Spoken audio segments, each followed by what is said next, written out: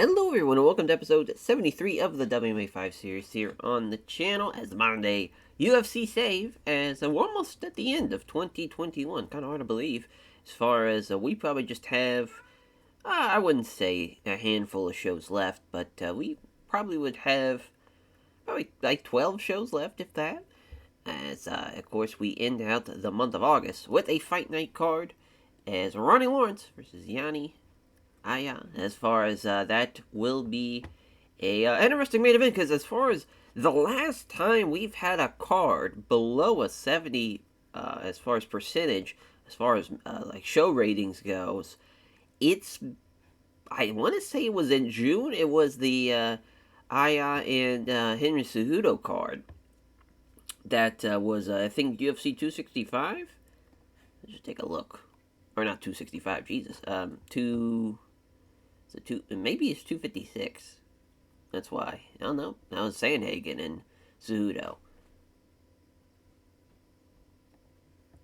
Oh yeah. It's gotta be way up here. Yeah, 263. That's what it was. Yeah. So it was a 63 then, which was tough. Tough. Because that prelim was really good. Hopefully, we can get things situated as far as for this, as far as the mail bag here, only the one piece of mail is a Team Khabib guy got a win. So as far as they've got their second win, here's Fernando Padilla beating Delano Taylor. Another decision, so still no finishes in 6 weeks. Very tough there. As we're in Argentina for this one, Ronnie Lawrence and Yahya as far as getting the bump up to main event this fight night card, because originally it was going to be Carlos Condit versus Santiago Ponzinibbio, but we changed, of course. Ponzinibbio, the Argentinian native, should have a fun fight though against Carlos Condit.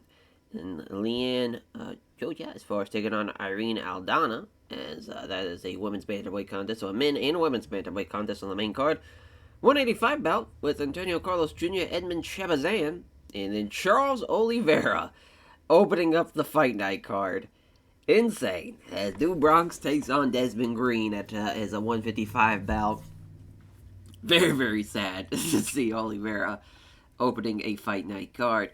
But for Ronnie the Heat Lawrence against Yahya, as far as the 29-year-old, 11-1, definitely his biggest test to date, and yet he's the favorite as the 23rd ranked bantamweight in the world, taking on the 8th bantamweight in the world. So a top 10 bantamweight coming in as the underdog is kind of crazy. Of course, he just fought for the belt against Cejudo. As far as before that fight, though, he had a couple of big wins in the save. As far as he beat Marlon Moraes, he beat Aljamain Sterling. He also beat Alcantara as well. Of course, the Ricky Simone fight that happened in real life, that was at UFC 234. Which that was a really good fight, too. But as far as that was his last loss before that, he has not been finished. I want to say the last finish was, Joseph Benavidez at WEC. Hard to believe. That was in 2009. It's a long time to not get finished. As far as, because Yanni's fought some very tough guys, man. I mean, he's fought, Chad Mendez.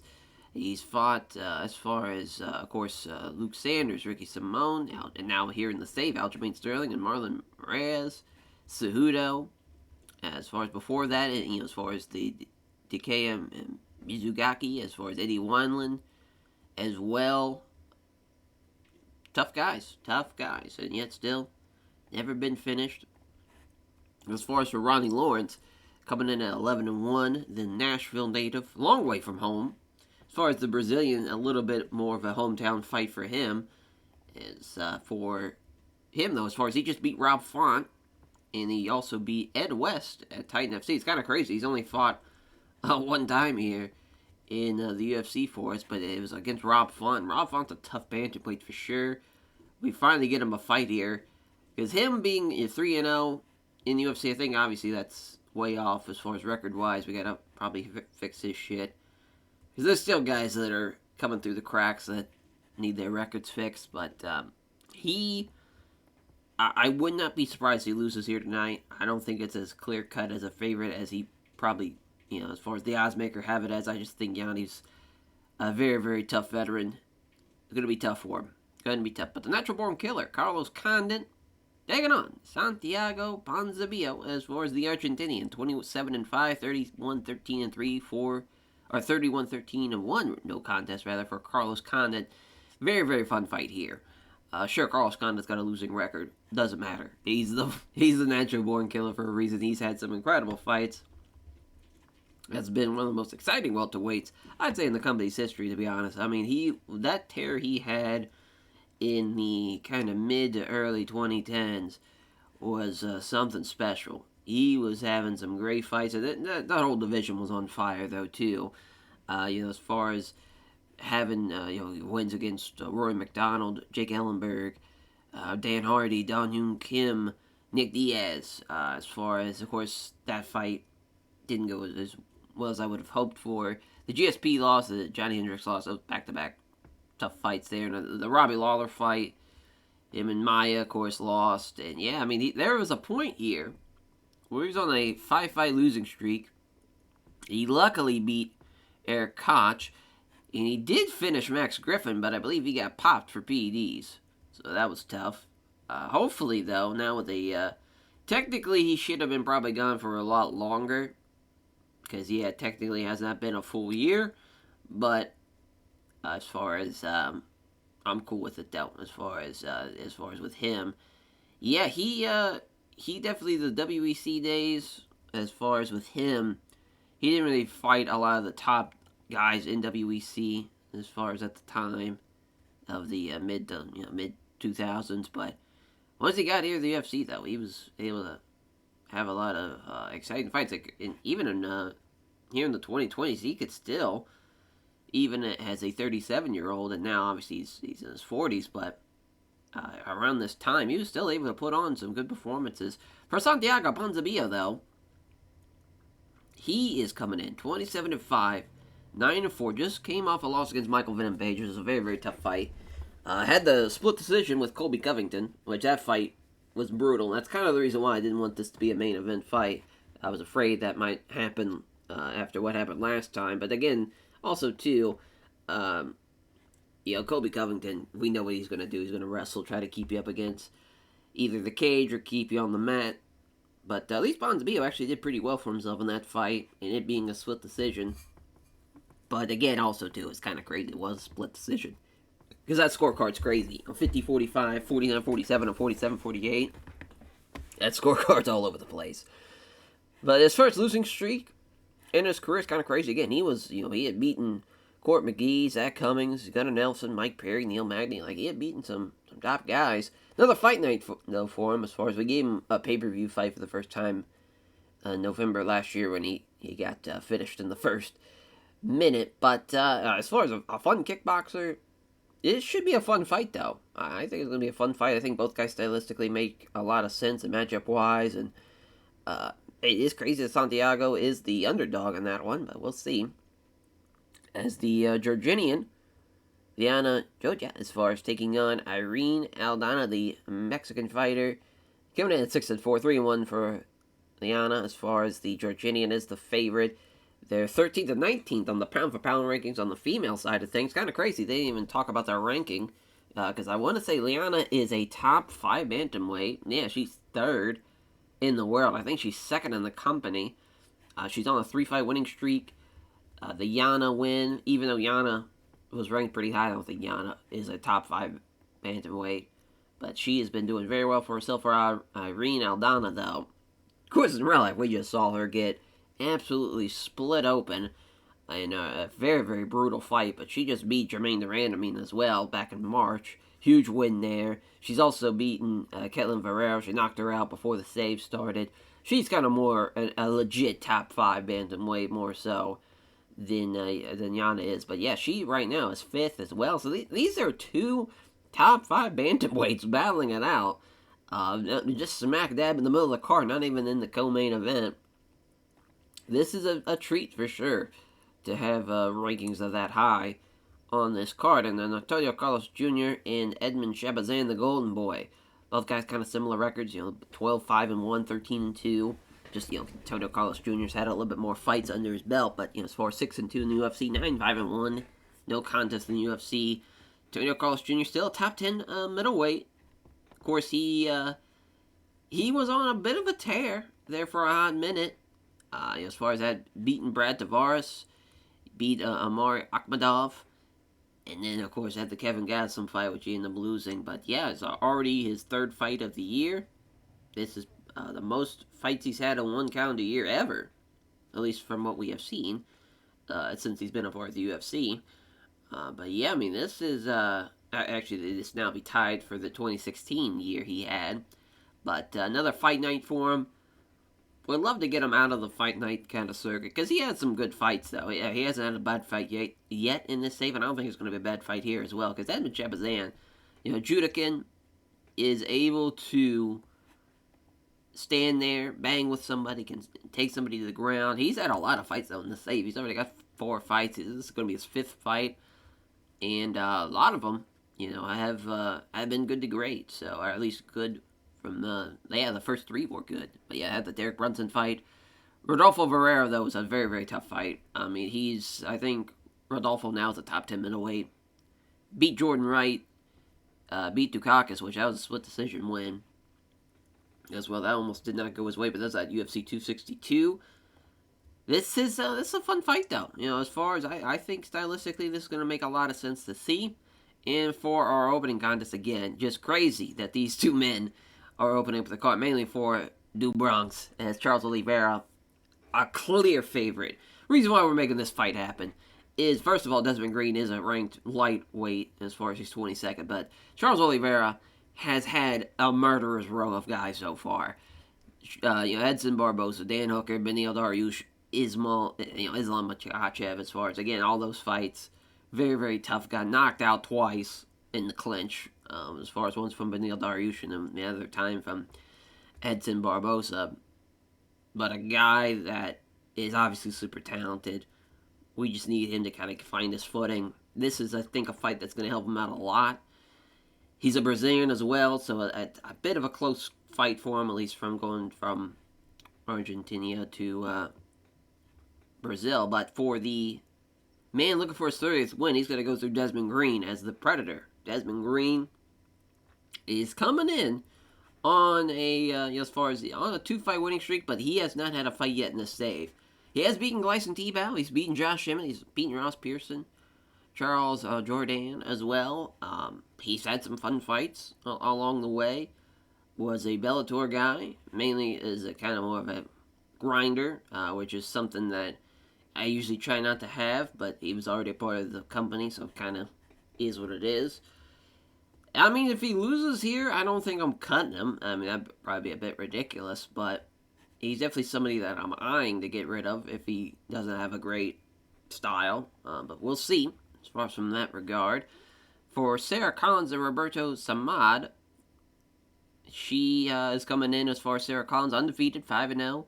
Her making her UFC debut, she is the favorite against the Roberta Samad, the Brazilian, who she had the one fight, but it was a no contest. I forget what happened in that regard as far as who failed the drug test. He has Norma Dumont, because Norma Dumont beat the shit out of her from what I remember. Yeah, TKO finished in the first round. Very, very tough there. So we'll see how she does, as this is a featherweight contest. Sarah Collins, though, been waiting to find a matchup for her, because I don't think she's as good enough to be on the roster, unfortunately. But again, the women's featherweight division is just kind of in shambles. It's probably going to be destroyed within the next year or so here in the save. It's just, there's just not enough women, unfortunately, that are going to compete. Because, I mean, sure, you can, generate talent to be a part of it, but I feel like that'd be kind of cheating, to be honest, because I want it to kind of be realistic of what real life is. But, yeah, I mean, this is going to be an interesting one, because we really didn't see a whole lot of Roberta, and obviously this is Sarah Collins' first fight in the save, so really not a whole lot of knowing what's going to be anticipated from both those women, but we'll see, though, as far as how that plays out. Another women's contest here as the Argentinian in Silvana Gomez Juarez, as she is taking on the Huntington Beach, California native, the Colombian queen, Sabina Mazo, as far as for her. Obviously, Colombian and Argentina, again, two just South Americans battling it out. As far as 500 record for Silvana, 1-2 for Sabina. Sabina is the underdog, which I think makes sense. She's 7-2. She is a Muay Thai fighter, but has no team, no camp. She had her one fight against JJ Aldrich, which, yeah, was a tough one. Got finished in the first minute. But she's fought some tough girls already. Just in her quick time here. But for Silvana, of course, she is, as far as for her, part of Barboza MMA, just had the fight against Paige Van Zandt, which I thought she was going to destroy Paige Van Zandt. Did not expect her to lose that at all. And, Paige was ranked, so I guess it's not too crazy. But, yeah, she beat Melinda Fabian as well. And in the safe, she also beat Aura Joanna, as far as that jungle fight, 99. But back in Argentina for this one, that's going to be a fun one for, I'm sure, obviously, not a whole lot of times you get the chance to fight in front of your home country as far as being in Argentina for this card. But we'll see how it plays out. And Charlotte Westcott against Lorena Starpoli as far as the Argentinian here, battling against the St. Albert, Alberta, Canada native, who is 2-2 in the UFC. He is the underdog in this fight. Sheldon Westcott, of course, we gave him Hobson Gracie Jr., and honestly, we thought Hobson was going to just run right through him, and he 30-27 him, so tough break there. Of course, had a long layover before that. 36, so doesn't have a lot of time left on the roster, but for Lorena Pepe Starpoli, he is, as far as 0-1-1, he had the split draw with Luan Chagas, as far as that was at the Covington Ponzinibbio fight card. But yeah, that was a poor fight, for what I remember. Yeah, split draw's brutal when shit like that happens. Cause yeah, from what I remember, that fight just kind of stunk. There was just not a whole lot going on, not a whole lot of action. That's why it was a split draw. Hopefully we don't get that same type of fight here. If we do, he might get fucking cut, to be honest. There, as far as from that regard, as Omar Morales, the Venezuelan, 9-1 here, taking on Claudio El Nino Perez, as far as the Lima, Peru native. 1-2 in the UFC, and 1-1 for Omar. Claudio is the favorite. Omar, that was close on the betting line. Plus 110, minus 150, very, very close. As far as for Omar, he just lost to Brad Beto. As far as that's a tough fight, though. That's a very, very tough fight. Got knocked out in the first round. For Claudio, though, he is 10 years younger than Omar. He was on the tough Latin American 3 finalist there, as he beat, or he rather did not beat, he lost to Rafael Fiziev, but again, Fiziev, very, very tough lightweight. So both guys have fought some tough guys already in their short career. That's going to be an interesting prelim fight. Might even be the best prelim fight on the whole show. We'll see, though. And then our opening contest, Benito Golden Boy Lopez taking on El Pitbull Marcelo Rojo, as far as the Argentinian, 16-6, 10-2 for the alpha male bantamweight here. As another, bantamweight fight with the 135 contest to kick off the show. Benito Lopez is the favorite, which is really no surprise. For Marcelo Rojo, though, a 16-6 bantamweight, doesn't have a fight team. Has nothing as far as going on for him as far as fight record. This is going to be his first fight here in the save. And his debut fight as well for Benito Lopez. The Golden Boy, looking for his 11th win. He is on a 2-fight losing streak, though. He lost in his first fight to Bueno Gustavo de Silva in the save. As, of course, he was a part of the Ngannou, Cain Velasquez ESPN card. Yeah, he took on Manny Bermudez. That's a tough fight. Tough fight for sure. As, as far as another bantamweight, that's what our third bantamweight fight on the whole card. Most we've had. Actually, that would be our most on this one card. So we'll see how, as far as for Yanni, as far as main eventing for the second time, of course, the first time is against Cejudo. As he's finished 3 of his 5 opponents as well. They're both world-ranked bantamweights. Yanni's 8th, Lawrence is 23rd. Lawrence has the Blurk stat picks advantage, but again, this is going to be a very, very close fight. And Ponzinibbio and Carlos Condit, another close one. They're giving the edge to Condit. Ponzinibbio hasn't won in a couple of years. This will be his first win of the decade if he can pull it off. And then for Aldana and Liana, as far as both girls have submitted, or finished. One has finished, one has submitted, but they have gotten wins as far as a decisive victory. over their opponents, 3 of the last 5 opponents. So this is going to be a fun fight. I don't think it's going to go to the scorecard.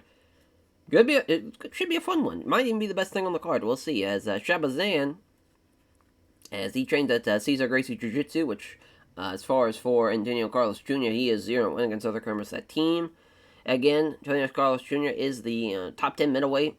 Shabazan was at one point a top 10 middleweight. Now he's 19th, and he is the underdog in that fight for Desmond Green and Charles Oliveira. Charles looking to get a nice win. For Desmond Green, first fight in the save. He's a heavy underdog. I'll be honest, I'm hoping Du Bronx runs right through him. Sarah Collins and Roberta Samad, as Samad is 9th, Collins is 10th, making her debut. She is the Blurcast Stat Picks favorite, too, so let's see if she can get a jump in the rankings. For Sabina Mazo and Silvana Gomez Juarez, as Malvada.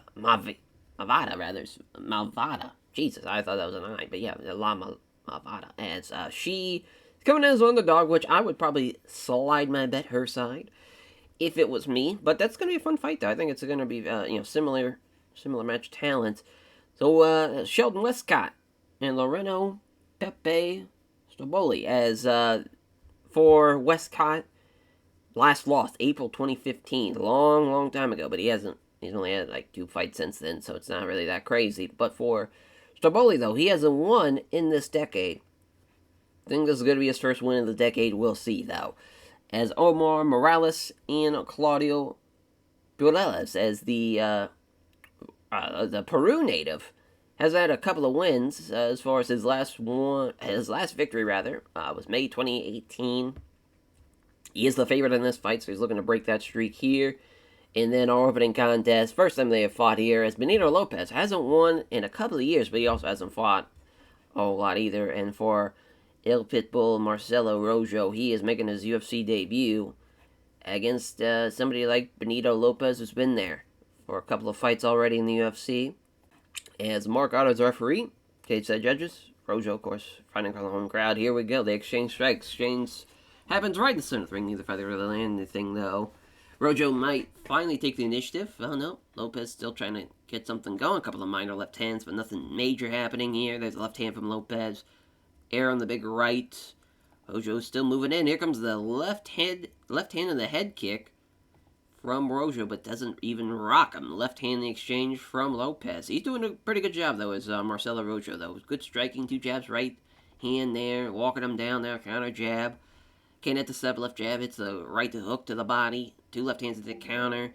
Connects with a jab, dodges the leg kick, though. Dodges the right hand, counterattacks the jab and a right hand. An exchange strikes happens. Neither fighter really landed anything here to end out the first round. As, that, it started off a little slow, but it started getting, started packing up more action, and that was a lot of fun. As Rojo now up on the scorecard, I would have to agree with him there. It felt like he was the one dictating the pace and landing more strikes. Left hook to the side of the body from Rojo. 1-2 from Lopez, though. There's a counterattack from Lopez as he dodges the right hand, counterattacks with the left jab and a solid right hand. And it doesn't connect with the left jab, but scores the left hook to the side of the body. So the body shots landing from Rojo, and now Lopez with a left jab and a right cross. Went for the glancing blow with a high kick here. Doesn't connect with the left jab, though. Does Lopez, jab and a low kick from Rojo. And there's a glancing high kick again after the counter with a quick left jab. Small gash underneath the eye of Rojo there. So now he's been cut up.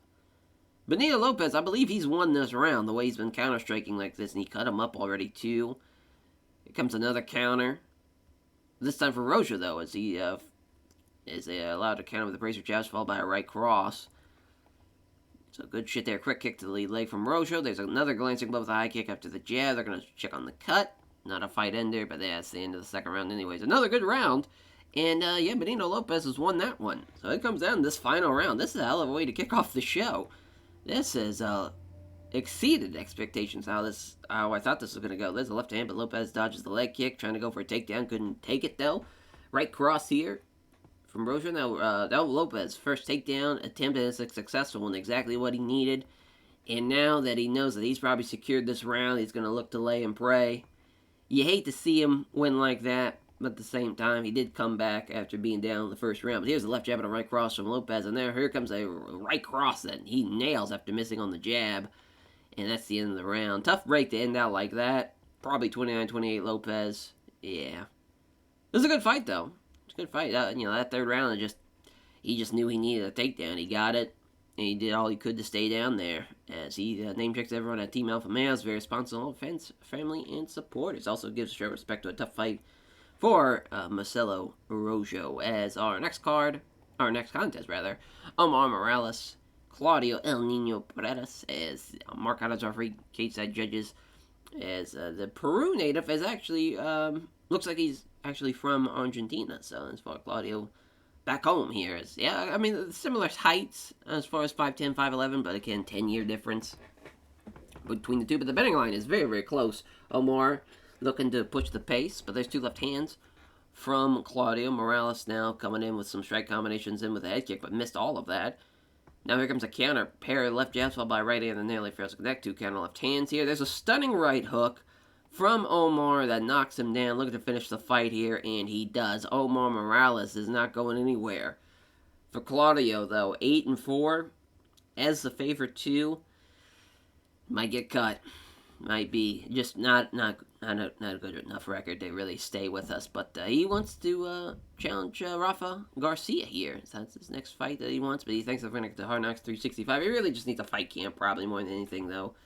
It's Claudio as Loreno, Starboli, Sheldon Westcott. 10-3-1, 9-2-1, the favorite for the Argentinian. Mark Gatto as referee, cage side judges. As Starboli, of course, hometown crowd behind him here on this prelim. And here comes Westcott trying for his chance to grapple with him, which I thought he was going to do it after the missed strike, but there's a counter jab. Jab is wide from Starboli here. Now looking for a Scythian kicks to the legs. Counter jab doesn't connect from Westcott. Now there's a spin kick to the body from Starboli. Left hand from Westcott. Another spin kick to the body from Starboli.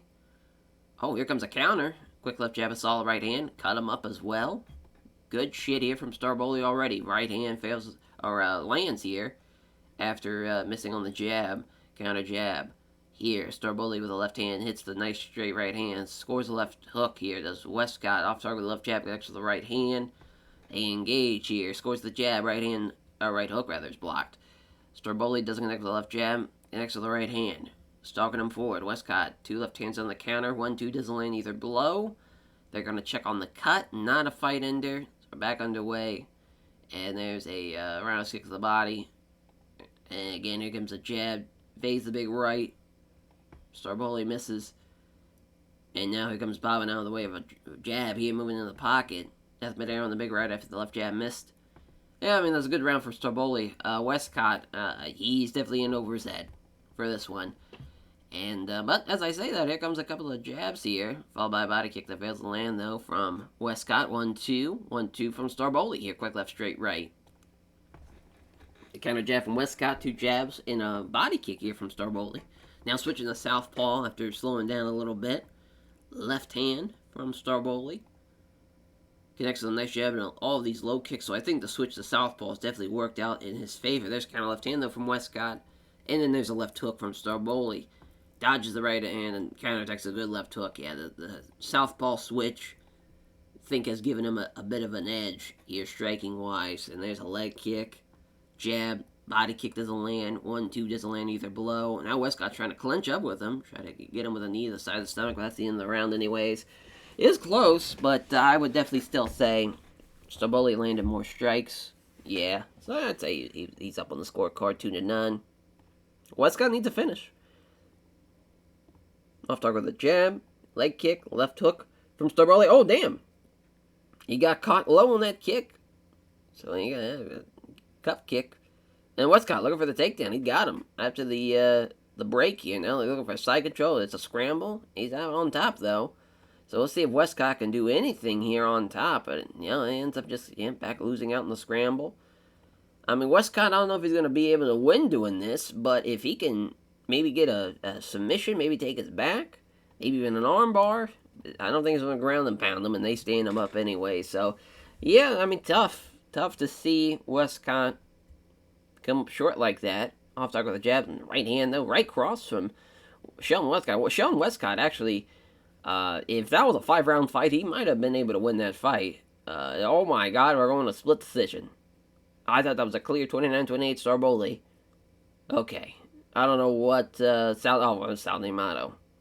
That explains it as a split decision win.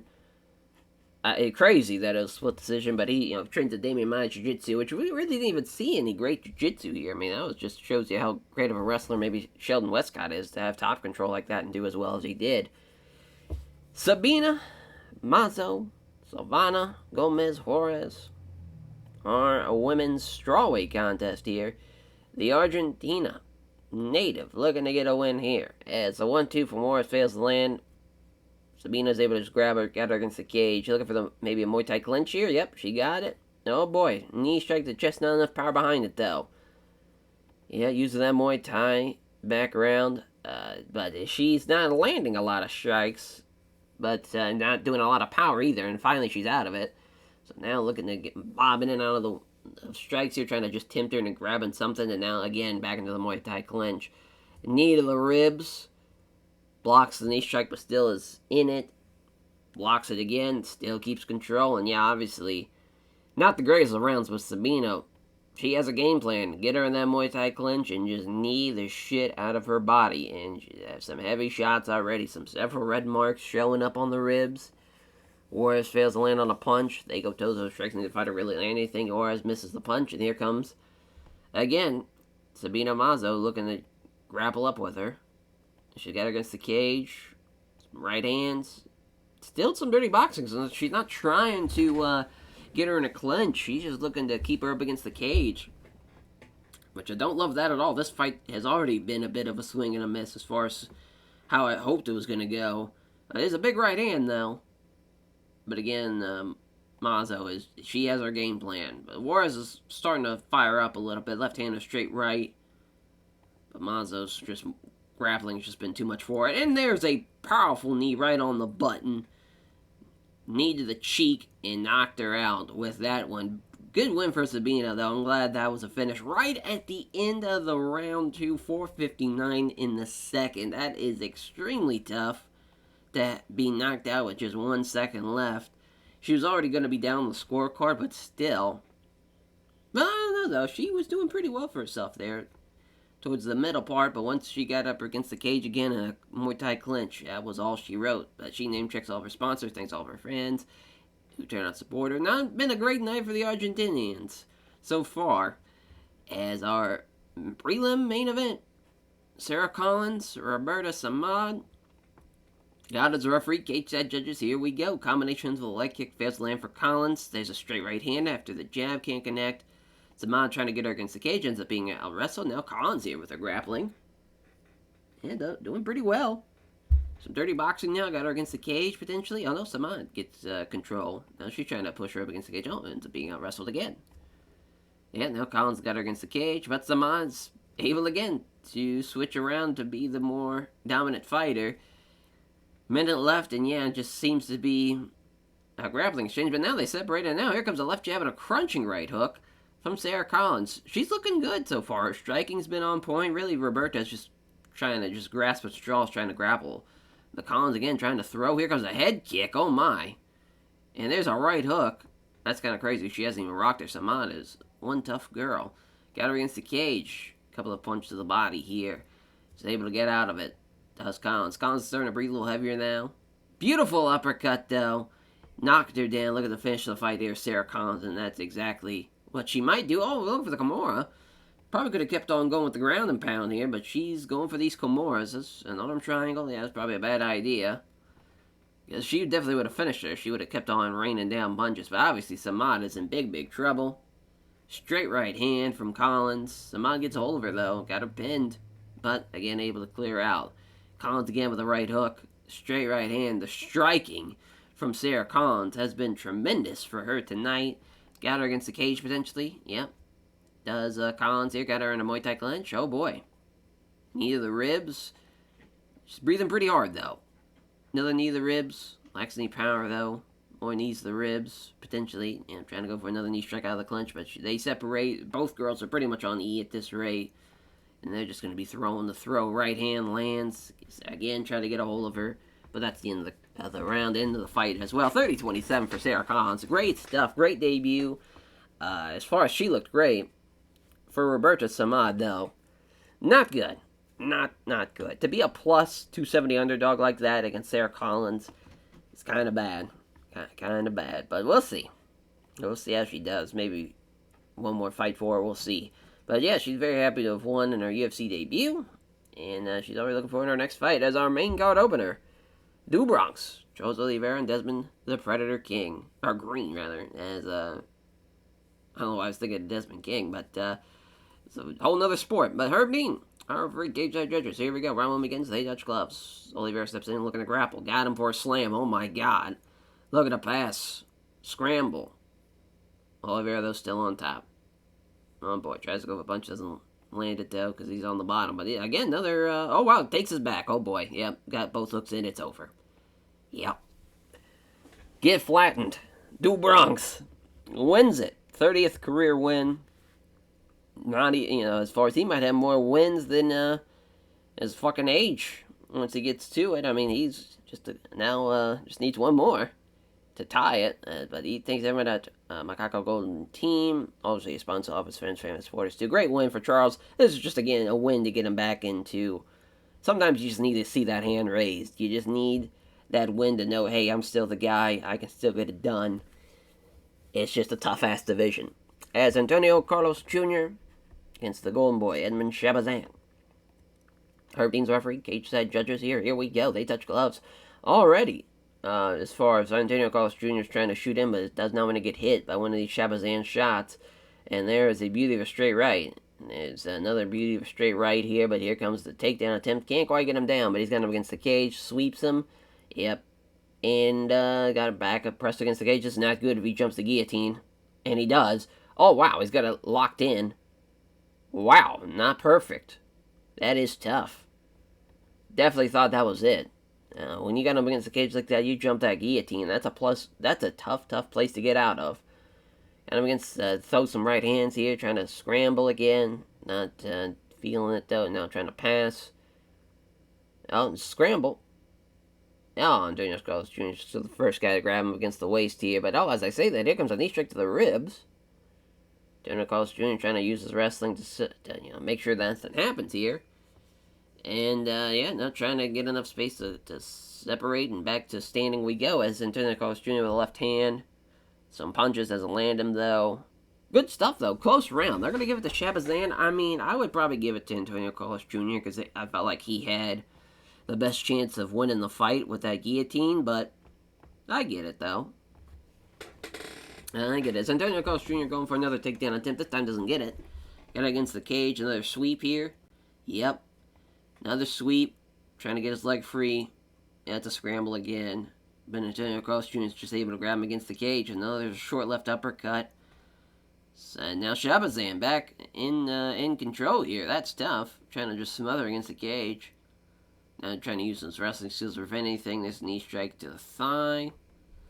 Yep, and he back out of it again. Shabazan, combination ends with a leg kick, fails to land.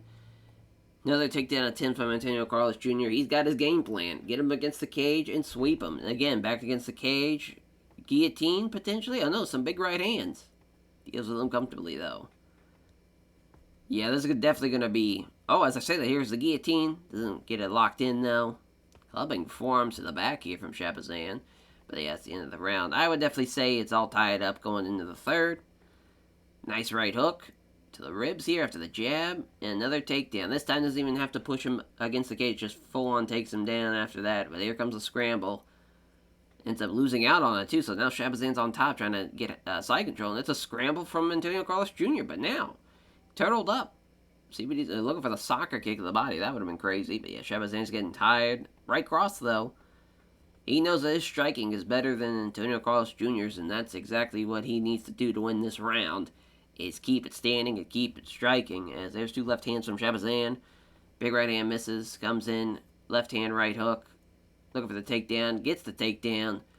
And yeah, Antonio Carlos Jr. had his game plan down to perfection, as Edmund Shabazan trying to scramble ends up losing out the scramble. Does Antonio Carlos Jr. now And just smothered away. Tough. Tough. They giving it to Shabazan. That's kind of crazy. Kind of crazy.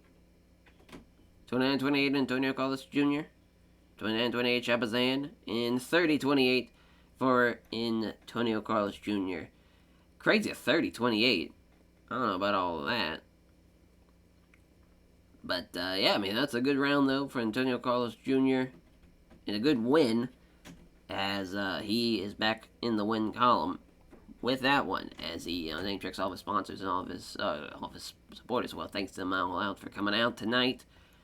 And it beats the Cesar Gracie Jiu-Jitsu Fight Camp member in Edmond Shabazan as Liana Magali Joya?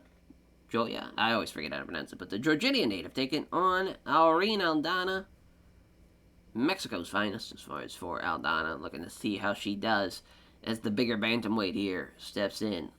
Maybe potential future bantamweight title fight here for Aldana if she can get the win here tonight. As we are underway, they touch gloves. Looking for the hook to the body as a connect though. Looking to unleash some close strikes here. Scores to the right to the body. Backing off now. There's a jab and a body kick. Warily circling. Looking for her opportunity. She needs to shoot in. There's a jab and a right hand. Left jab, right hand. Oh my god, what are these strikes here from the bantamweights? Getting after it. And now Liana looking for the takedown. She's got it. Trying to pass. It's a scramble. Oh wow, comes out on top in north-south here looking for the armbar. And she's got it. Tough break for Aldana. Yeah, once it went to the ground, that was all she wrote. Aldana's definitely more of a stand-up fighter. It was a big win, though, for Liana. And I would say the next person to be fighting for the women's bantamweight title. And, yeah, what a win. She's been very, very impressive. Her 11th victory of her career. Gets a nice win in Argentina as well. So as far as that goes, co-main event. Antonio Carlos Jr. Carlos Condit, the natural-born killer, versus Santiago Ponzinibbio. This is going to be a fucking war. Cage side judges here. Can the Argentina native get the win and end it out as far as to stop his losing streak here? They stand and trade. Quick strikes doesn't land anything. Strikes from Condit. Jab misses from Ponzinibbio. Left hand, but Ponzinibbio avoids the next shot. Comes in. Back into the pocket. Does Condit. Left hand misses a spin kick. Yeah, Carlos Condit doesn't give a fuck. He will stand there and throw with the jab in the exchange. Left hand, beauty of a straight right. Carlos Condit's 1-2's been landing. Got him off a feint, too. Oh, boy. Big right hand from Condit. Counters the leg kick with a left hand. Yeah, that's a good counter strike from Ponzinibbio. Now, neither fighter can land anything. Left low kick here from Condit. Good head movement here for... Condit has been the better striker by far. It gets kind of the glancing blow with a high kick, though. Thought that might have been it, but yeah. Great round, exactly what we wanted. These guys are going to be swinging for the fences. And here's a left jab, right hand blocked. Left jab, good right hand, though. Missed it after the left jab. It had the good right hand. Does Condit. And there's a quick left jab and a quick kick, too, from Condit. Off target here with a left jab. Alright, left jab lands, rather, but off target with a head kick, rather, is Ponzinibbio. Condit's getting tired. There's a straight right hand. Ponzinibbio misses the hook. Doesn't connect with the jab, does Condit, but lands the low kick. So the setup strike's not really working out for Carlos Condit. And there's a takedown for Ponzinibbio, but Condit jumped the guillotine and he got him. How about that? Tough break for Ponzinibbio. 27-6. 32-13-1 for Carlos Condit. That is impeccable, though, to see that win. Crazy. Jumped the guillotine. Beat Ponzinibbio, and Ponzinibbio now on a 3-fight losing streak. Kinda crazy. As he gives the name check there by the Jackson Wink MMA, all his various sponsors, all for friends, family, and supporters. What a win for Carlos Condit. Now, in our main event, Ronnie the Heat Lawrence and Yahya. As far as our referee, Dan Mergliata's referee, of course, a 5-round fight. Round 1 begins. Here's a nice right hook off the counter from Ronnie Lawrence. Left hook from Yanni. Right hook from Lawrence. Oh, and he rocked him. Oh, boy, big right hand down goes Yanni. Looking to finish him here in the first. And he does. That's what the Heat is all about. Ronnie Lawrence making light work out of the man who the champion could even finish and he does it in a minute. Big win there for Ronnie Lawrence. Thanks everyone to the American Top Team for Evan Bear for the fight and sponsors for supporting him financially as well. What a win! What a card! Yeah, I was a little nervous about it after these kind of 2 fights here, but man, the main card delivered in a big, big way. 4 finishes, 3 of them being submissions too, and all different ones: guillotine, armbar, rear naked choke. It was good stuff. Yeah, it was a good card. Decreased in some places, increased in some places. Also completely unchanged in America though too. So that was nice. Definitely performance bonus for Ronnie Lawrence. For Condon. Yeah, that'll probably do it. Yeah, that'll probably do it. So, yeah, a little light on the performance bonuses and whatnot. But, yeah, we still made $500,000. Condon making $350,000. A couple of guys and girls making over $100,000. Sarah Collins, though, making $300. Well, they made not even $1,500, those two combined. That's stuff. That is stuff. They made a combined $2,500. That is crazy. Tough break there for some of the prelim fighters. Well, that will do it, though, for this episode. Thank you all for watching, and we'll catch you guys next time. Take care, everyone.